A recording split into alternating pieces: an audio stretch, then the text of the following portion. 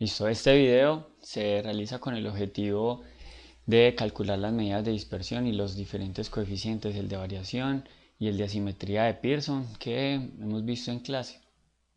Tenemos acá unos datos teóricos sobre el coeficiente de asimetría de Pearson.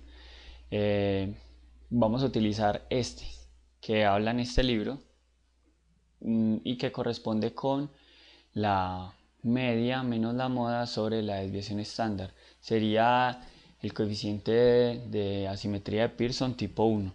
Existen también un tipo 2 que también lo encuentran en este libro y en otros libros, inclusive en otros libros solo mencionan el tipo 2, pero en los videos recomendados y que voy a poner también en la descripción del video sobre el cálculo del coeficiente de variación de asimetría de Pearson, eh, también trata con este tipo 1. Entonces vamos a empezar cómo calcular todos esos valores cuando tengo una tabla de datos tabulados. Eh, También pudiera ser que me entreguen datos escritos en un papel sin estar tabulados, pero entonces yo tengo la labor, la responsabilidad como investigador de tabularlos y de organizarlos en esta manera. Entonces vamos a calcular primero la media. Entonces vamos a escribir media. Y vamos a calcularlo acá a un lado para que nos quede al lado del histograma que ya realicé y de pronto nos quede un poco más pedagógico. Pero yo puedo calcular estos valores donde quiera.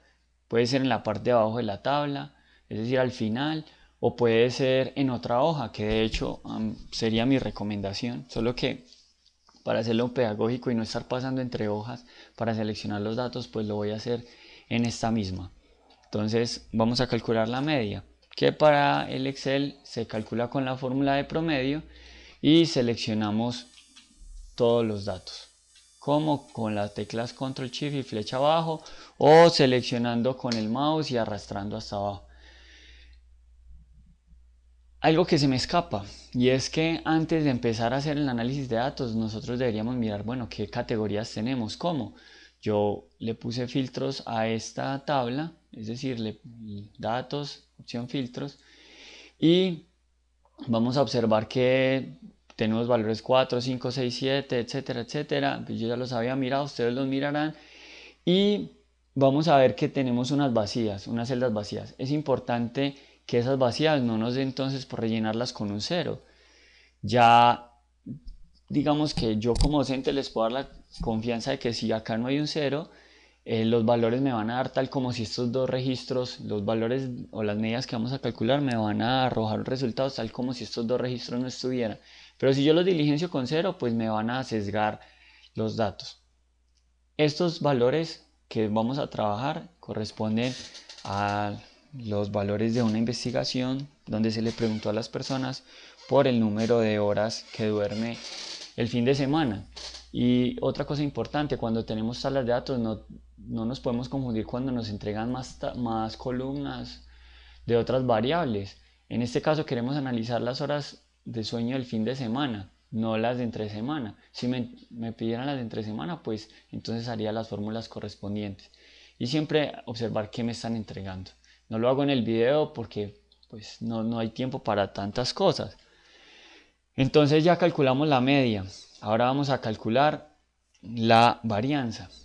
¿Cómo lo hago? Bueno, voy a aprovechar que yo ya tengo un rango acá seleccionado que es este db2, 2 puntos, AB97. Lo voy a copiar y le voy a dar escape. Ojo, escape. Si le doy escape, entonces ya me quedó copiado ese rango para no tener que estar seleccionando tanto las celdas. Entonces voy a escribir varianza.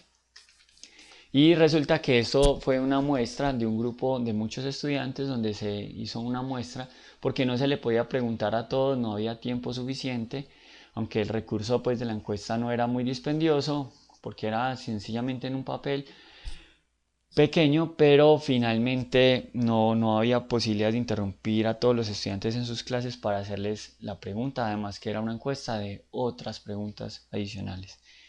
Entonces acá vamos a escribir perdón, var, solo var para calcular la varianza en Excel y me muestra dos tipos de varianza, var P y var S. Dice que var P es la poblacional y var S es la muestral, entonces acá le doy doble clic a ese var S o cuando bajo con mi teclado a la y selecciono de color azul la varese, le doy la tecla Tab que está encima de la tecla de mayúscula y voy a pegar ese rango que ya había seleccionado con control V, cierro paréntesis y ya tengo mi varianza. Ahora voy a calcular mi desviación estándar, que lo voy a resumir como desves, y voy a también entonces a escribir desves, y tengo también la opción de muestral o poblacional, entonces voy a seleccionar la muestral y pego el rango. Entonces tengo la varianza muestral, la desviación estándar muestral, la media pues no implica si es muestral o poblacional, siempre es la misma. Voy a calcular mi moda para calcular el coeficiente de asimetría de Pearson, entonces yo no tengo que irme a contar manualmente esos valores, pudiera hacer una tabla dinámica también para analizarlos, pero entonces voy a escribir acá moda 1 es la función correspondiente, control V, enter. Acá me lo arroja como un porcentaje porque tenía el formato porcentaje para esa celda, pero entonces vengo a inicio y le doy formato número y le quito inclusive los decimales que no son necesarios. Ahora voy a calcular el coeficiente de variación. El coeficiente de variación entonces va a ser igual a la desviación estándar dividido la media.